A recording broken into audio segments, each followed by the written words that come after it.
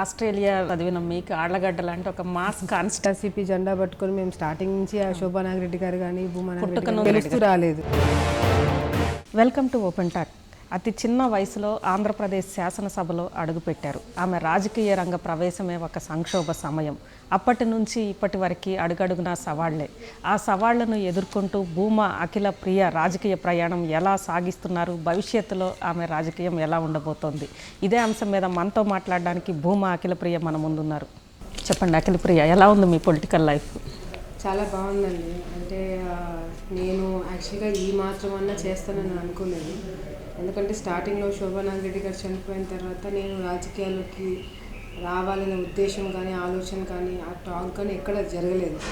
కానీ వన్స్ తను చనిపోయిన తర్వాత నాన్నగారు నా పేరు చెప్పడం, ఫ్యామిలీ మెంబర్స్ కూడా ఉండు అని చెప్పి నన్ను ఎంకరేజ్ చేయడము. కానీ స్టార్టింగ్లో వచ్చినప్పుడు చాలా భయపడిపోయాను. అంటే భయం కాదు కానీ ఒక కైండ్ ఆఫ్ నేను చేయగలుగుతానా లేదా, నాకు చాలా కొత్త ఫీల్డ్. నేను ఎప్పుడు వస్తానని అనుకోలేదు, రావాలని కూడా ఎప్పుడు ఒక సెకండ్ కూడా ఆలోచించలేదు. సో అసలు నాకు ఎన్ని మండలాలు ఉన్నాయి, ఎన్ని విలేజెస్ ఉన్నాయి, ఏ డిపార్ట్మెంట్ ఎట్లా పనిచేస్తుంది, ఏ ఇన్ఫర్మేషన్ లేకుండా నేను సడన్గా దిగాను పాలిటిక్స్లోకి. సో స్టార్టింగ్ ఫ్యూ మంత్స్ చాలా ఇబ్బంది పడ్డాను. ఎందుకంటే ఎక్కువ సిటీస్లో మేము పెరగడము, ఆస్ట్రేలియాలో చదువుకోవడం వల్ల కొంచెం తెలుగు పదాలు కూడా ఫస్ట్ స్టార్టింగ్లో అర్థం చేసుకోవాలంటే కూడా కొంచెం ఇబ్బంది పడ్డాను అనమాట. కానీ పోను జనాలతో ఎక్కువ ఇంటరాక్ట్ కావడము, ప్రోగ్రామ్స్ అటెండ్ అవ్వడము, ఒక కైండ్ ఆఫ్ కాన్ఫిడెన్స్ వచ్చింది. సో ఎప్పుడైతే జనాల్లోకి వెళ్ళడం స్టార్ట్ చేశానో వాళ్ళే నాకు ప్రపంచం అయిపోయింది. వాళ్ళ ప్రాబ్లమ్స్ ఏంటి, వాళ్ళ పడే ఇబ్బందులు ఏంటి, ఇవన్నీ తెలుసుకోవడం కూడా నేను కూడా మెల్లిమెల్లిగా డెవలప్ అవుతూ వచ్చాను రాజకీయాల్లో. సో ఇప్పుడు చాలా బెటర్. అంటే చిన్నప్పటి నుంచి ఇల్లంతా పొలిటికల్ ఫ్యామిలీనే కదా. మదర్, మీరు చిన్నపిల్లలు అప్పటి నుంచి కూడా మదర్ కూడా మీలాంటి పరిస్థితుల్లోనే ఆమె ఎమ్మెల్యేగా మేబీ అంటే డాడీ ఎంపీగా అయినప్పుడు తను తప్పనిసరి పరిస్థితిలో ఒక హౌస్ వైఫ్గానే బయటకు వచ్చింది. గ్రాండ్ పేరెంట్స్ నుంచి కూడా పొలిటికల్ ఫ్యామిలీనే కదా. ఎందుకు మీరు పాలిటిక్స్కి దూరంగా ఉన్నారు అప్పట్లో? అంటే ఎప్పుడు కూడా రాజకీయాల్లోకి పిల్లల్ని తీసుకురావాలా లేకపోతే వారసత్వం అదే వస్తుందని చెప్పి కూడా ఎప్పుడు ఆ డిస్కషన్ జరగలేదు మాకు. నేను పుట్టినప్పటి నుంచి కూడా నేను రాజకీయాలకి దూరంగా మమ్మల్ని హాస్టల్స్లో పెట్టి చదివడం జరిగింది. సో నేను కూడా చిన్నప్పుడు నాకు మా అమ్మ నాన్న దూరం అవ్వడానికి కారణం రాజకీయాలు అనుకుని పెరిగాను. రాజకీయాలను ద్వేషించడం కాదు కానీ ప్రజలకు ఎప్పుడు మంచి చేయాలన్న ఉద్దేశం మాత్రం ఎప్పుడు ఉంది నాకు. అది ఏదైనా సోషల్ సర్వీస్ యాక్టివిటీస్లో పార్టిసిపేట్ చేసేదాన్ని కాలేజెస్లో. అట్లా మామూలుగా నేను నా మెంటాలిటీ కూడా ఏదైనా సోషల్ సర్వీస్ చేయాలనే ఒక భావన ఉండింది. కానీ రాజకీయాలకు రావాలని ఇప్పుడు అనుకోలేదు. చిన్నప్పటి నుంచి మమ్మల్ని దూరం పెట్టడం వల్ల అంటే అట్లీస్ట్ నాకైతే నేను ట్రావెలింగ్ చేయాలి, బిజినెస్ చూసుకోవాలి, వేరే కంట్రీస్కి వెళ్ళాలనే ఆలోచనలో ఉన్నాను. కాబట్టి రాజకీయాలకు నేను సొంతంగా కూడా దూరంగా ఉండేదాన్ని. ఇక్కడ ఏం జరుగుతుంది ఏంటో కూడా నేను తెలుసుకునేదాన్ని కాదు. సో ఎప్పుడు దూరంగానే ఉన్నాము. మా పేరెంట్స్ కూడా ఎప్పుడు మమ్మల్ని ఎంకరేజ్ చేయాలి రాజకీయాలను కూడా ఎప్పుడు టాక్ కూడా రాలేదు. ఎందుకంటే అప్పటికే అందరం చిన్నపిల్లలు, బిజినెస్ కానీ అట్లా ఆ వైపు ఆలోచిస్తున్నాను. అంటే ఆస్ట్రేలియా లాంటి చోట్ల చదివిన మీకు ఆళ్లగడ్డ లాంటి ఒక మాస్ కాన్స్టిట్యున్సీని అందులో ఎమ్మెల్యేగా ఉండడం ఎలా అనిపిస్తుంది? అక్కడికి ఇక్కడికి పూర్తి వేరియేషన్ కదా. అంటే మేము ఆస్ట్రేలియాకి పోయినా ఇంకో కంట్రీకి పోయినా ఆళ్లగడ్డలో ఉన్నా కూడా పెంపకం బట్టి ఏ ప్లేస్కి వెళ్ళినా మనం అడ్జస్ట్ అయ్యేదాన్ని బట్టి ఉంటుంది.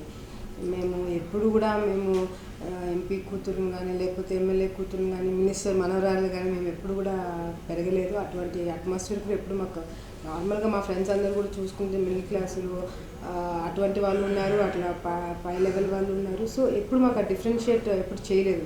కానీ అంటే మీరు అలా అంటున్నారు కానీ నేను ఆళ్లగడ్డ చూశాను మమ్మీ ఉన్నప్పుడు కూడా. ఏదైనా సమస్య చెప్పి ఇమీడియట్గా సొల్యూషన్ రాకపోతే వాళ్ళు నిలదీస్తుంటారు ఎక్కడ పడితే అక్కడ రోడ్డు మీద అయినా. అలాంటివి మీకేం అనుభవాలు రావట్లేదా? ఛాలెంజింగ్ అనిపించట్లేదా? అవి ఛాలెంజింగ్ ఉండడం వల్ల కూడా అదొక మంచి ప్లస్ పాయింట్ అవుతుంది. ఎందుకంటే శోభా నాగిరెడ్డి గారు అక్కడ ఆళ్లగడ్డలో పరిస్థితులను బట్టి ఇమీడియట్గా వెంటనే నిర్ణయాలు తీసుకొని యాక్షన్ తీసేసుకునేవాళ్ళు. సో అటువంటి ఉంది కాబట్టి నా దగ్గర నుంచి కూడా అదే ఎక్స్పెక్ట్ చేస్తున్నాను. స్టార్టింగ్లో కొంచెం ప్రాబ్లం అనిపించినా కూడా బట్ మెల్లిమెల్లిగా అంత హార్డ్ ఉంటేనే నేను కూడా నేర్చుకుంటానన్నది కూడా నాకు అర్థమైంది. బట్ ఆళ్లగడ్డ లాంటి బయటికి ఆళ్లగడ్డ అంటే ఏదో యాక్షన్ ప్లేస్ అది ఇది అంటారే కానీ అక్కడ ఉన్నంత ప్రేమాభిమానాన్ని అంటే ఎక్కడ ఆ చూసాను. ప్రేమతోటే వాళ్ళ సొల్యూషన్ కూడా వెంటనే కావాలని నిలదీస్తుంటారు. చూస్తుంటారు. ఆ ప్రేమాభిమానాలు నేను కూడా ఎక్కడ పొందిన్నాను. ఆ సొంత కుటుంబం నన్ను ఎట్లా చూసుకుంటారో దానికన్నా ఎక్కువే చూసుకుంటాను అక్కడ ఆలగడ్డ ప్రజలు. రోజు అంటే అమ్మ అర్ధాంతరంగా మనం చెల్లిపోవడం, సడన్గా మీరు ఇందులోకి రావడం, పెద్ద గ్యాప్ కూడా లేదు దానికి దీనికి, ఎందుకంటే ఎలక్షన్ టైంలోనే తన ప్రచారంలోనే ఇదైంది. ఏంటి ఆ రోజు మీ పరిస్థితి ఎలా ఉండింది? ఎవరికి కూడా అటువంటి పరిస్థితి రాకూడదండి. ఎందుకంటే మాకు ఇంట్లో ఒక పెద్ద కుమార్తెగా మీరు అంటే మేమంతా మాకు జాయింట్ ఫ్యామిలీ. పెద్దనాన్న పిల్లలు, అక్కలు, అన్నలు వీళ్ళందరూ కలిసి మేమంతా ఒకే ఏజ్ గ్రూప్ ఇంచుమించు అందరం కలిసి పెరిగాము. సో మా పెద్దనాన్న వాళ్ళు చనిపోయిన తర్వాత వాళ్ళందరినీ కూడా మా అమ్మ నాన్ననే చూసుకున్నారు. ఎక్కడ కూడా వాళ్ళకి మాకు డిఫరెన్షియేట్ చూపించకుండా వాళ్ళ పెళ్ళిళ్ళు చేసి అందరిని సెటిల్ చేసి ఇప్పుడు కూడా ఏదైనా చిన్న సమస్య ఉన్నా కూడా మా అక్కలు మా అందరూ పరిగెత్తుకుంటూ, వదినలు అందరూ పరిగెత్తుకుంటూ వచ్చేస్తారు. సో అటువంటి అట్మాస్ఫియర్లో పెరిగాము మేము. శోభనారెడ్డి గారు చనిపోయిన తర్వాత అసలు మేము పడిన పరిస్థితి ఎవరికి రాకూడదండి. ఎందుకంటే తన ఎలక్షన్స్ టైంలో చనిపోయింది. తను చనిపోయిన వెంటనే నాన్న కానీ, నేను కానీ, చెల్లి, తమ్ముడు, కుటుంబంలో ప్రతి ఒక్కరు మేము ప్రజలలోకి పోయాము. అసలు మాకు ఏడడానికి కూడా టైం దొరకలేదు చెప్పాలంటే. తమ్ముడు చిన్నవాడు అయినా కూడా మా అందరికీ ధైర్యం చెప్పి మాతో పాటే ప్రజలలోకి వచ్చి క్యాంపెయినింగ్ చేసి ఆమె ఆలగడ్డకి ఎమ్మెల్యే అయిన తర్వాత చాలా కమిట్మెంట్ ఇచ్చింది. ఫ్యామిలీకి ఎట్లా కమిట్మెంట్ ఇచ్చిందో అక్కడ ప్రజలు కూడా అంతే కమిట్మెంట్ ఇచ్చింది. సో ఆమెకు ఆశయాలు చాలా ఉన్నాయి. ఆ క్యాంపెయినింగ్ టైంలో కూడా వెళ్ళాలా వద్దా అన్న టైంలో ప్రతి ఒక్కరి మైండ్లో కూడా లేదు, అమ్మని గెలిపించుకోవాలి. ఆమె ఆశ ఆమె అంత చాలా స్ట్రాంగ్. మీరు ఎప్పుడు కూడా షీ నెవర్స్ టు గివ్ అప్. ఏ పనైనా కంప్లీట్ చేయాలి. సో ఆ ఒక ఉద్దేశంతో మేము అందరం క్యాంపెయినింగ్ చేసాము. అసలు ప్రజలలోకి వెళ్ళి మేము మైక్ పట్టుకుంటే ఏడ్చడమే. ఇంకా అసలు వాళ్ళని చూసి వాళ్ళు మమ్మల్ని ఓదార్చడం, మమ్మల్ని పట్టుకొని ఏడ్చడం, అసలు అటువంటి పరిస్థితి ఎవరికి రాదు. ఒకవైపు నంద్యాలలో ప్రచారం చేయాల్సి రావడం, అక్కడ ఎన్నికలు, ఇక్కడేమో ఆమె లేని శూన్యత, ఎలా అధిగమించగలిగారు ఆ రోజు? అసలు దేవుడికే తెలియాలండి.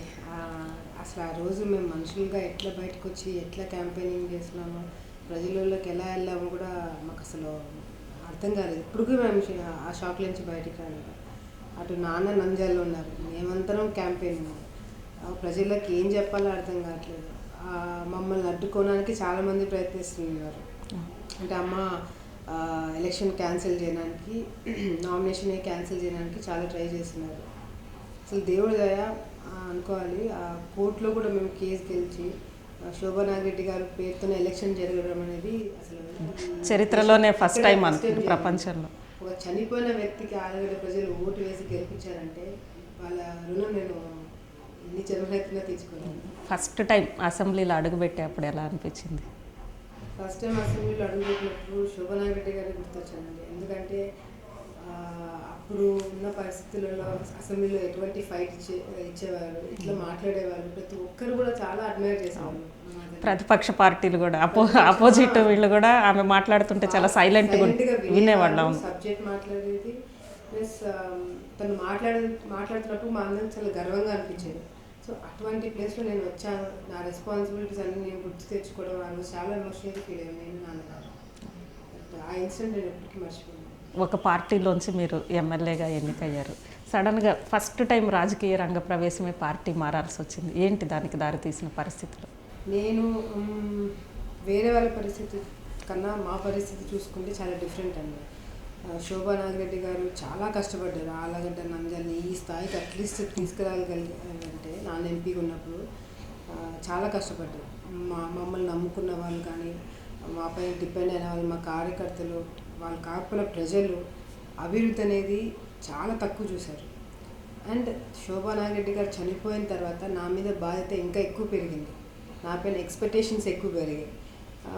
అపోజిషన్లో ఉన్న ఎక్కడున్నా కూడా అభివృద్ధి అనేది నేను చూపించకపోతే తర్వాత ఆ నమ్మకం అనేది నేను సరే శోభా నాగిరెడ్డి గారి పేరు మీద నేను రావడం జరిగింది. ఇప్పటి నుంచి నా క్రెడిబిలిటీ నేను చూసుకోవాలి. నేను ఒక లీడర్గా, ఒక ఎమ్మెల్యేగా నా కాన్స్టిట్యున్సీ నేను ఏం చేయాలనేది నాకు ఎక్కువ రెస్పాన్సిబిలిటీ ఉంది.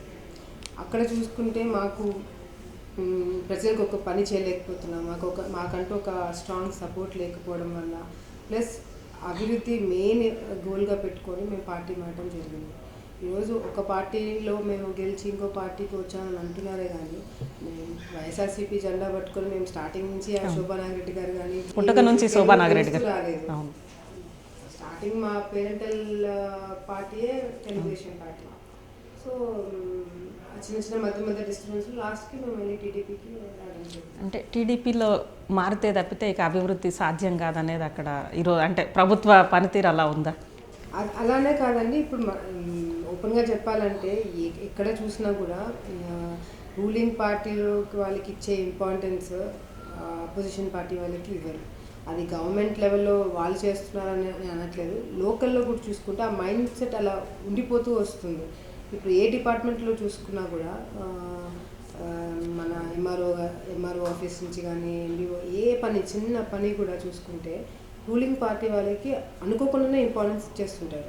సో అదొక main problem. Being first time MLA lady అవ్వడంతో ఆ చుట్టుపక్కల ఉన్న అవగాహన కొంచెం నాకు తెలియకపోవడం వల్ల కూడా అవతల అడ్వాంటేజ్ తీసుకుంటున్నారు.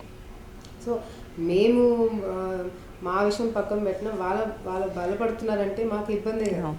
మమ్మల్ని నమ్ముకున్న వాళ్ళు ఇన్ని రోజులు మా వెంట ఉన్న వాళ్ళకి ఇబ్బందులు పెడుతున్నారంటే మేము ఏదో ఒక డెసిషన్ తీసుకోవాల్సి వచ్చింది. కానీ విదేశాల నుంచి మీరు ఇక్కడికి వచ్చి సడన్గా అమ్మ యాక్సిడెంటల్గా ఇది అవడంతో యాక్సిడెంటల్గా ఎమ్మెల్యే అయిన మీరు అవతల ఇదే పార్టీకి నియోజకవర్గ ఇన్ఛార్జిగా 4 తరాల నుంచి మీ కుటుంబం ఎదుర్కొంటున్న గంగుల ప్రతాప్ రెడ్డి గారు ఎలా రాణిస్తున్నారు?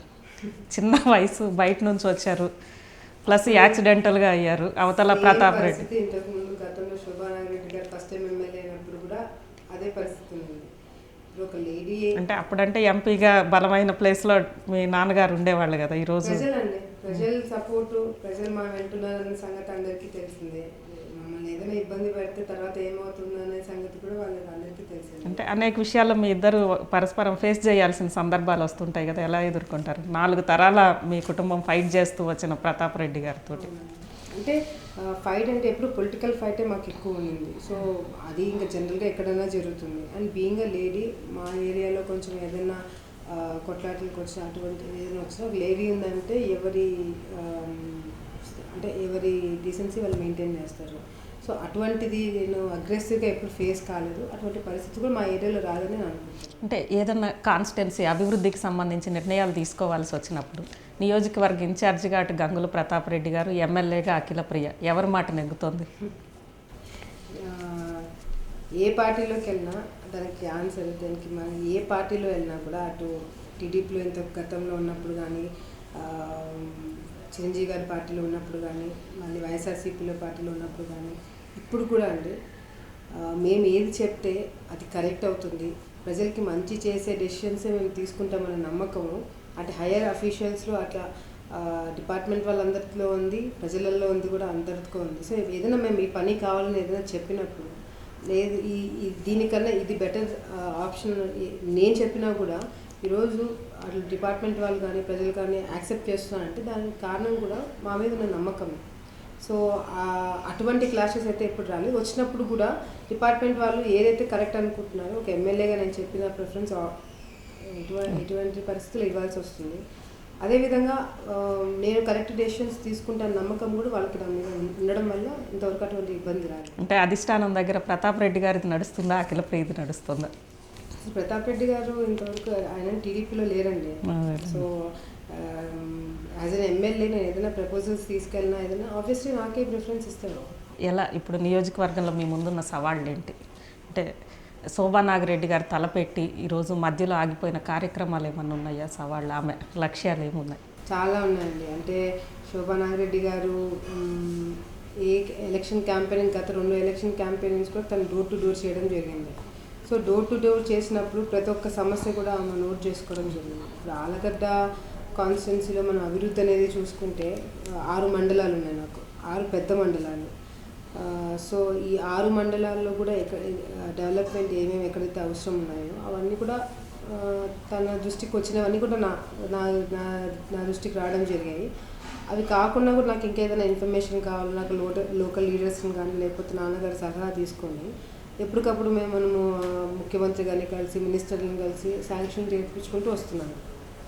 ఇప్పుడు ఆలగడ్డ కొత్త మున్సిపాలిటీగా మారింది. మున్సిపాలిటీకి కావాల్సిన నిధులు ఎన్ని ఉన్నాయి, ఇంకా ఎక్కడ మనకి ఇబ్బంది కలుగుతుంది, ఏ డిపార్ట్మెంట్ ఎటువంటి ఇబ్బందులు ఉన్నాయి, పెన్షన్స్ విషయంలో చూసుకుంటే ఇటువంటివన్నీ కూడా మేము చేపించుకుంటూ ఒక్కొక్కటి వస్తున్నాము.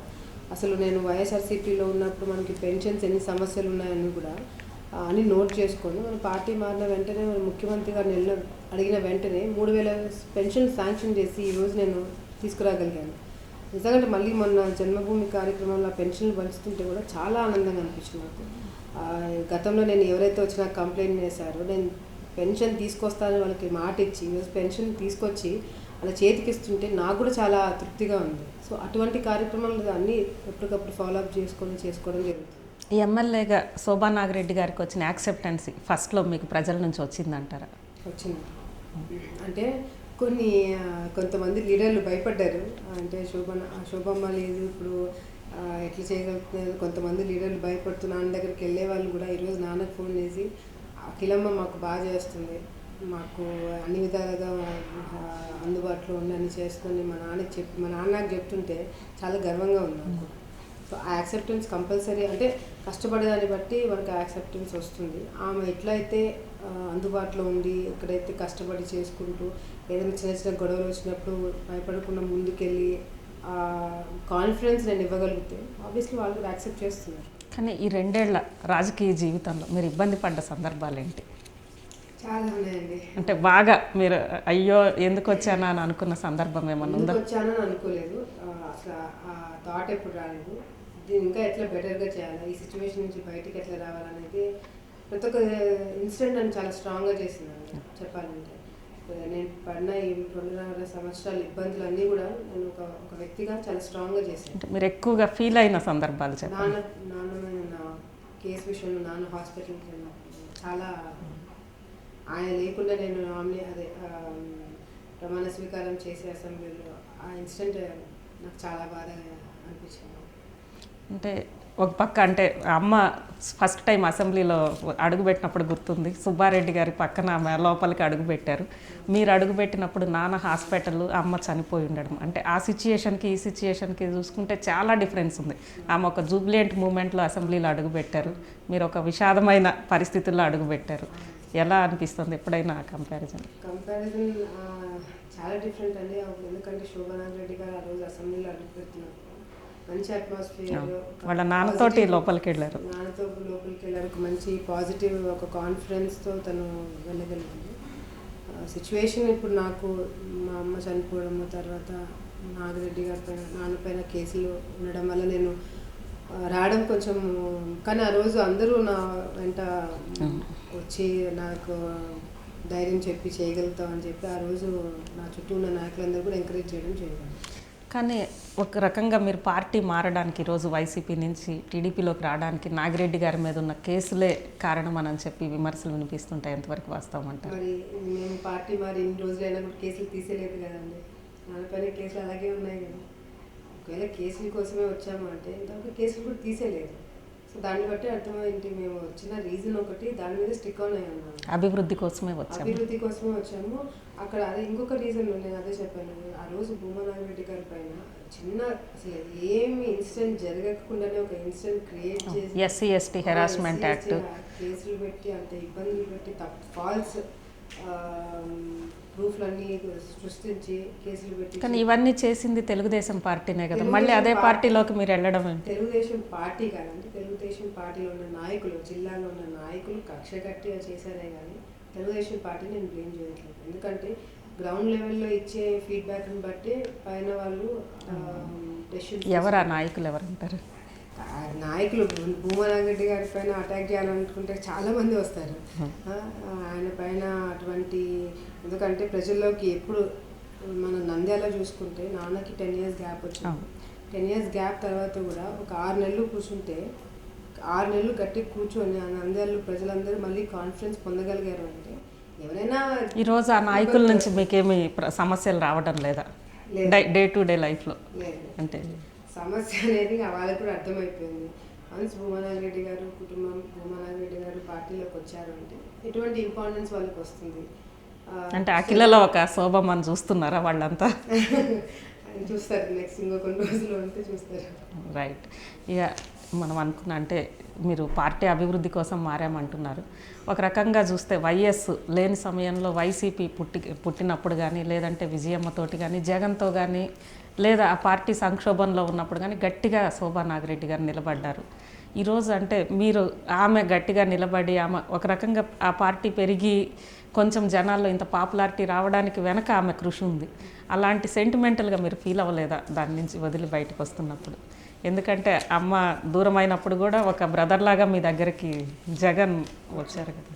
చూడండి, వ్యక్తిగతంగా అయితే మమ్మల్ని బాగా చూసుకున్నాను. దానికి ఎటువంటి మనం పార్టీ మారేటప్పుడు కూడా నేను ఎటువంటి విమర్శలు అట్లా భూమానారెడ్డి గారు కానీ అంటే ఎమోషనల్గా మీకేమన్నా చాలా ఫీల్ అయ్యానండి. ఎమోషనల్గా ఆబ్వియస్లీ ఉంటుంది. ఎందుకంటే నేను రాజకీయంగా ఫస్ట్ వచ్చినప్పుడే వాళ్ళ ద్వారా రావడం జరిగింది. వాళ్ళ పార్టీ నుంచి కానీ వాళ్ళ ఇదిలోనే వచ్చింది. ఎందుకంటే బై ఎలక్షన్లో శోభా నాగిరెడ్డి గారి ప్రచారంలో మీరు ఉన్నారు. ఆ రోజు విజయమ్మ ప్రచారంలో ఉన్నారు కదా, చూశాను నేను. శోభా నాగిరెడ్డి గారు ఈ పార్టీ మారిన తర్వాత ఫ్యామిలీకి అన్న కమిట్మెంట్ ఎక్కువ వైఎస్ఆర్సీపీ వాళ్ళకి ఇవ్వడం జరిగింది. మీరు కూడా చూసుంటారు, ఏ ప్రోగ్రామ్ అయినా ఎటువంటి అట్లా షర్మిల గారి ప్రోగ్రామ్ కానీ, విజయమ్మ గారి ప్రోగ్రామ్ కానీ, జగనన్న గారి ప్రోగ్రామ్ కానీ, ఏ ప్రోగ్రామ్ కన్నా తను వెళ్ళి అటెండ్ అయ్యారు. సో అంత కమిట్మెంట్ వాళ్ళ ఫ్యామిలీకి వాళ్ళ పార్టీకి ఇవ్వడం జరిగింది. దాంట్లో ఎటువంటి ఇది కూడా లేదు. నేను ఫస్ట్ టైం పార్టీ మారిన తర్వాత కూడా పార్టీ మారాల్సి వస్తుందనేప్పుడు కూడా నాన్న చాలా మరి ఇబ్బంది పడ్డాము ఎమోషనల్గా. ఎందుకంటే అటువంటి ఆలోచన మాకు ఎప్పుడూ జరగలేదు. సిచ్యువేషన్ మాకు చాలా వర్స్ట్గా అవుతూ వచ్చింది. ఒక డెసిషన్ తీసుకోకపోతే మాతో పాటు ప్రజలందరూ కూడా మమ్మల్ని నమ్ముకున్న వాళ్ళు ఇబ్బందులు పడుతున్నారని ఆ థాట్ వచ్చినప్పుడు మాత్రం ఈ విషయం మీరు అప్పుడు జగన్తో మాట్లాడారా? మాట్లాడామండి. ఏమన్నారు ఆయన? భారతి గారితో కూడా నేను కాల్ చేసి ఇట్లా పరిస్థితి ఇట్లా ఉన్నాక మేము మారాల్సి వస్తుంది, మరి తనకి ఇన్ఫామ్ చేసి మేము పార్టీ మారడం జరిగింది. ఏమన్నారు ఆయన? ఏం ఫీల్ అవ్వలేదా జగన్ గారు?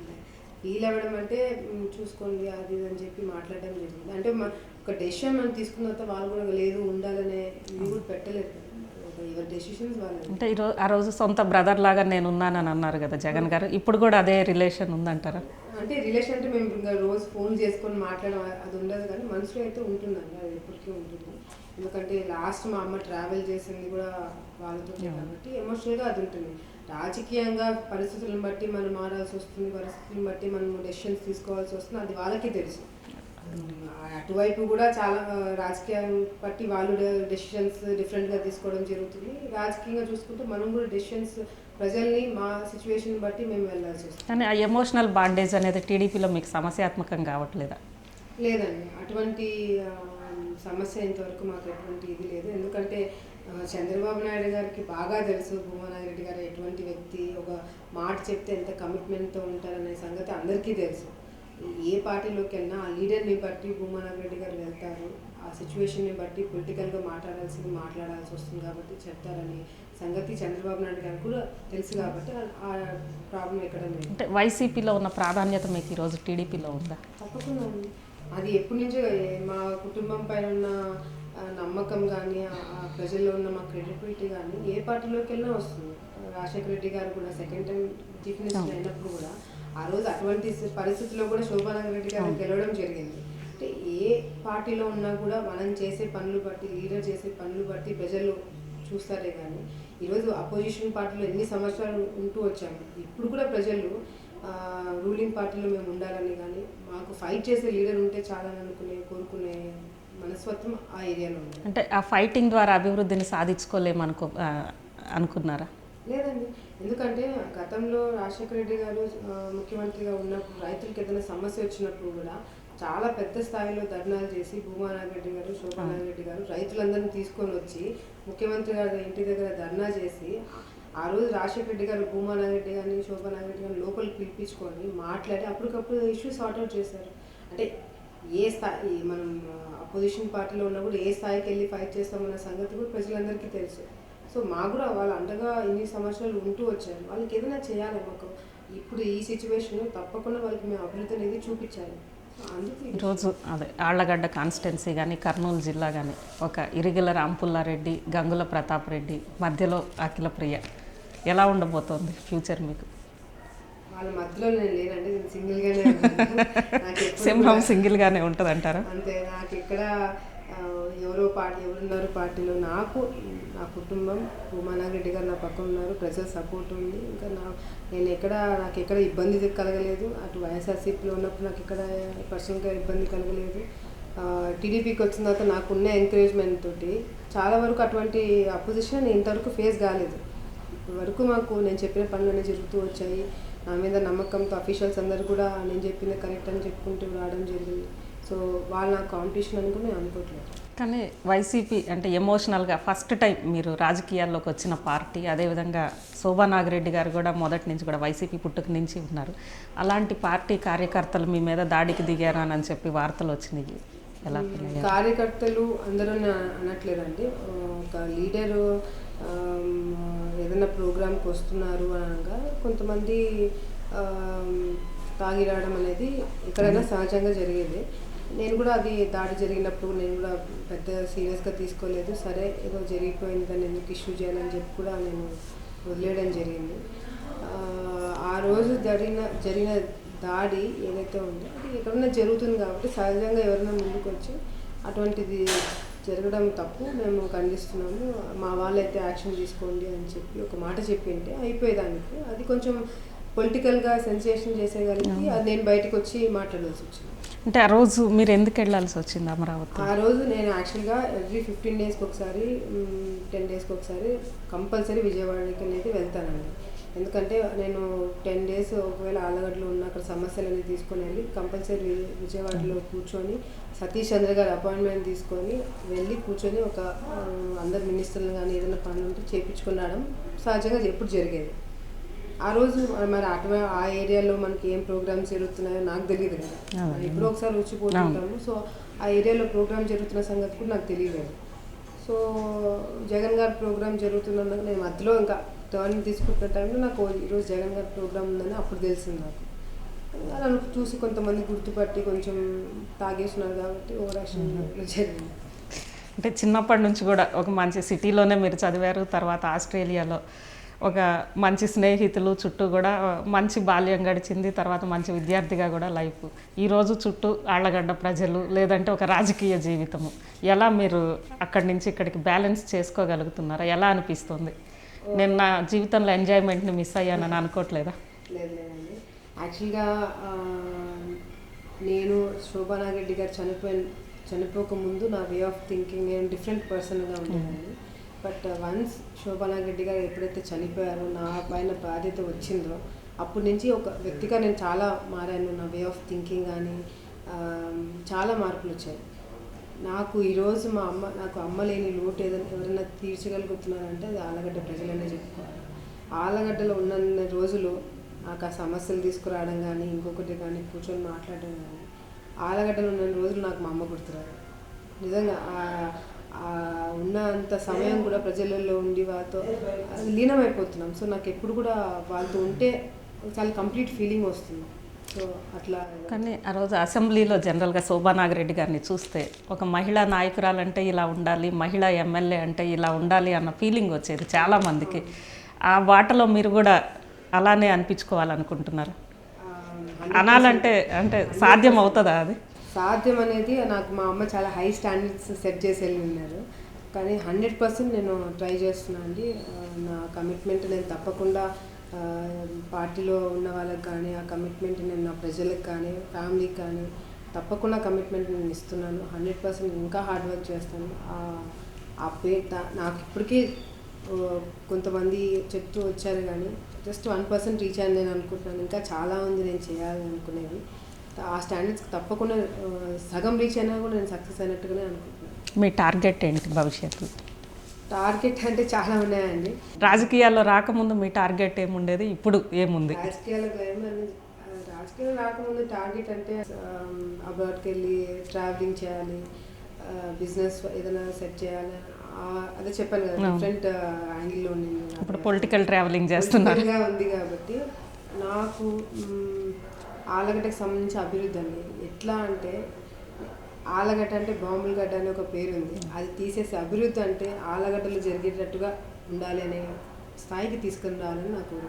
అంటే మీరు మీ ప్రజలకు ఇచ్చే సందేశం ఏంటి చెప్పండి, మా 99 ప్రేక్షకులకు కానీ మీ ప్రజలకు కానీ? శోభనాగిరెడ్డి గారు ఎలాగైతే ప్రజలలో ఉండి అన్ని సమస్యలు కూడా అటు కేవలం ఆలగడ్డకి లేకపోతే కర్నూలు జిల్లాకు కాకుండా మొత్తం మన రాష్ట్రానికి సంబంధించిన చాలా సమస్యలపైన కూడా ఆమె పోరాటం చేయడం జరిగింది. నాకు అవకాశం ఇస్తే తప్పకుండా ఆ స్థాయిలో నేను కూడా పోరాటాలు చేసి ప్రజలందరూ కూడా మా అమ్మ పైన ఎటువంటి ప్రేమాభిమానాలు చూపించుకుంటూ వచ్చారు. అదే నమ్మకం, అదే అభిమానాలు నేను కూడా త్వరలోనే సాధించుకుంటాను కూడా మీ అందరికీ తెలియదు. థ్యాంక్ యూ అఖిలప్రియ గారు 99 టీవీ ఇంటర్వ్యూలో పాల్గొన్నందుకు. ఇక బాంబుల గడ్డగా ఉన్న ఆళ్లగడ్డని అభివృద్ధికి చిరునామాగా చేయడమే తన ధ్యేయం అంటున్నారు అఖిలప్రియ గారు. అదేవిధంగా ఆళ్లగడ్డలో ఉన్నంతకాలం ఆళ్లగడ్డలో తన తల్లే గుర్తొస్తుంది, తన తల్లినే ఆళ్లగడ్డ ప్రజల్లో చూసుకుంటున్నానని ఆమె అంటున్నారు. ఇది ఈరోజు అఖిలప్రియతో ఓపెన్ టాక్. ఆస్ట్రేలియా చదివిన మీకు ఆళ్లగడ్డ లాంటి ఒక మాస్ కాన్స్టిట్యూన్సీ జెండా పట్టుకొని మేము స్టార్టింగ్ నుంచి ఆ శోభానాగిరెడ్డి గారు కానీ భూమనాగిరెడ్డి తెలుస్తూ రాలేదు. For more updates, please subscribe 99 TV Telugu.